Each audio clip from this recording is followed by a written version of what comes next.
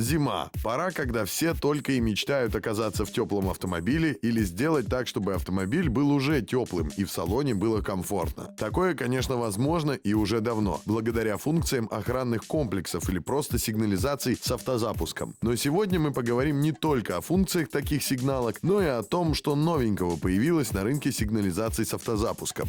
Во-первых, увеличилось количество предложений по системам с автозапуском, которые управляются с мобильного телефона, где роль брелока выполняет мобильный телефон и интерфейс, и созданы уже совершенно новые понятные интерфейсы для управления системой с мобильных телефонов.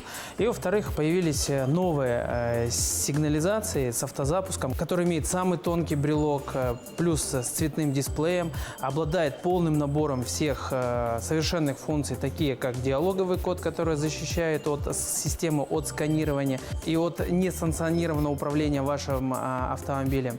Также данные системы имеют полный спектр управления автозапуском. Это запуск по времени, это запуск по температуре, это запуск по отправке команд. И данные системы совместимы со всеми видами автомобилей. Это бензиновые, дизельные, автомобили с механической коробкой передач, с автоматической коробкой передач, ну и также автомобили, которые имеют запуск Smart Key. Кроме того, что он самый тонкий среди всех существующих и обладает полноценным жидкокристаллическим цветным дисплеем, он еще и имеет, в отличие от всех остальных, встроенное питание. То есть вам не нужно беспокоиться по поводу того, насколько заряжена ваша батарея в брелке. Данный брелок имеет встроенный аккумулятор. Данный аккумулятор в режиме средней эксплуатации может служить до 30 дней. И данный аккумулятор совершенно свободно заряжается как от бортовой сети автомобиля через специальное зарядное устройство, так и от сети 220 вольт.